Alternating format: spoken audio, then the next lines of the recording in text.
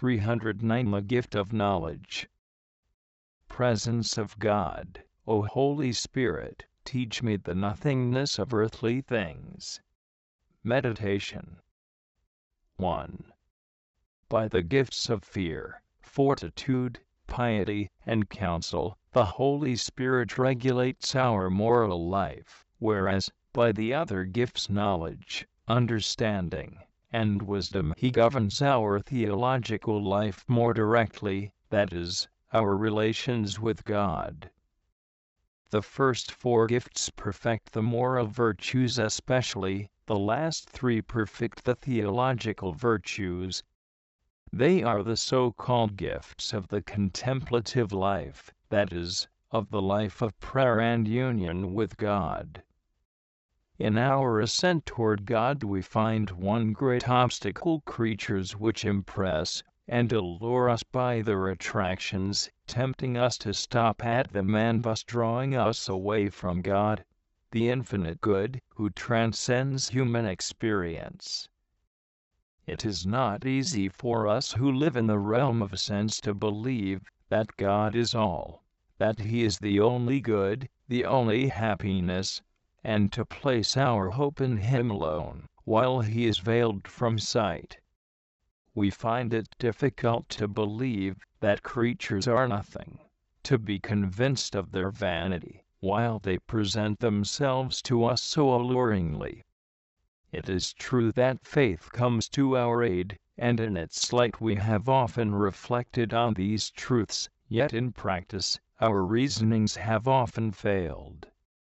Confronted with the attractions of creatures, we forget, and perhaps even betray our Creator. Therefore we need more powerful help, a divine light, which illumines from within, without the need of passing through our reasonings, so limited and rude. It is this light that the Holy Spirit infuses into our soul by means of the gift of knowledge. This gift does not make us reason on the vanity of things, but it gives us a living, concrete experience of them, an intuition so clear that it admits no doubt.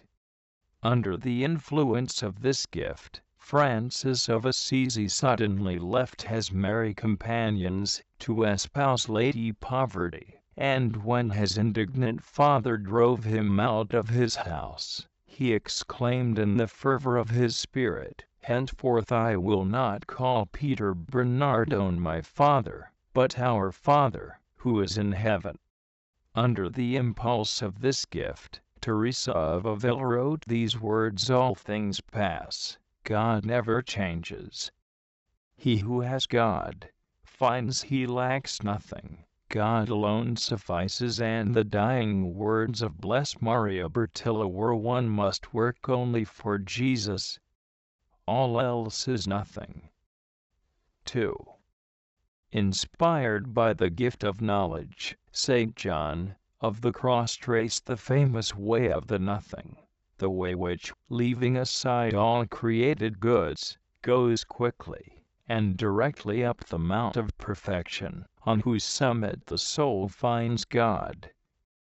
Nothing, nothing, the saint repeats, neither this, nor that, neither the goods of earth, nor the goods of heaven, that is, not even spiritual joys and consolations, but God alone.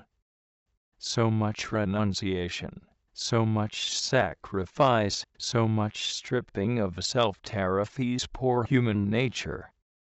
But the soul illumined by the Holy Spirit understands nothing at all, because all is vanity, except to love God and serve Him alone in it. 1:3. In the measure that the gift of knowledge develops in the soul, it understands and tastes the nothingness of creatures, which makes it relish the all of God, and feel the need of escaping from creatures to plunge into Him. This is the first step toward contemplation. All the being of creation, then, compared with the infinite being of God, is nothing. J.C. as J. 4:4. The wonders of creation are nothing. The most marvelous works of human genius are nothing.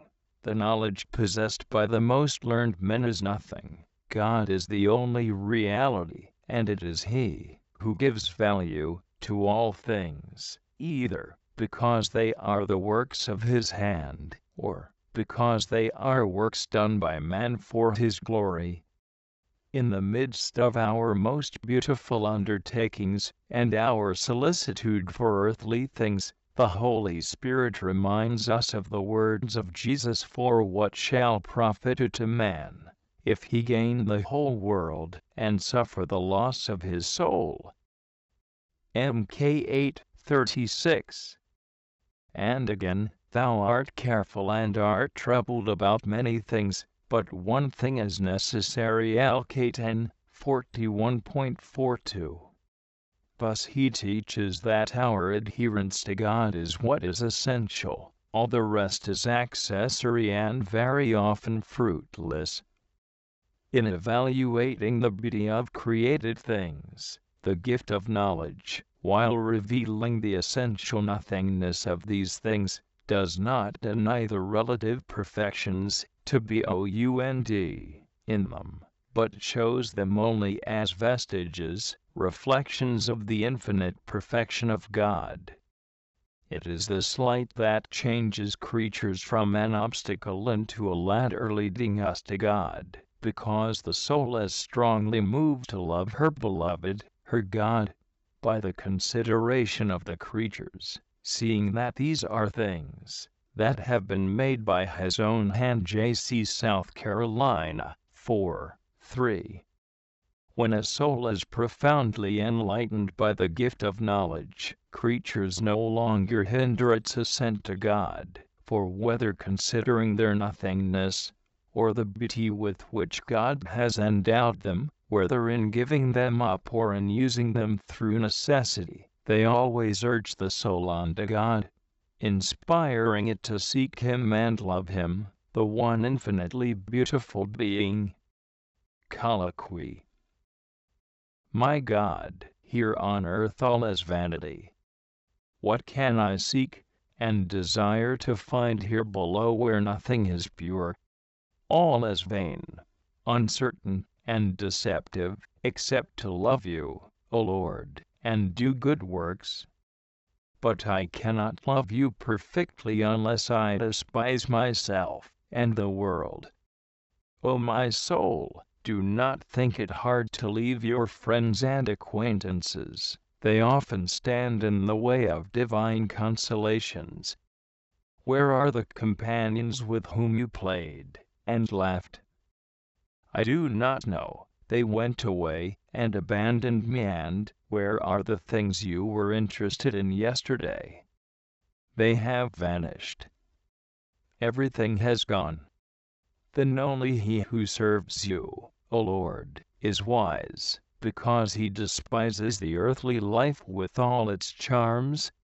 Keep me, O my God, from seeking the joys of the world. I conjure you, remove from my heart every attachment to earthly vanities. Lift me up to the height of the cross, grant that I may follow you, wherever you precede me, poor and stripped of all, an exile on earth, and unknown. I willingly remain with you. Thomas à Kempis. Remove from me, O my God, everything that leads me away from you. Give me everything that will bring me nearer to you. Enrapture me, so that I will live wholly and always for you. Saint Nicholas of Flee. O Lord, grant that the sweet, burning power of your love may draw my heart away from all earthly delights, so that I may die for love of you as you deigned to die for love of me. Saint Francis of Assisi.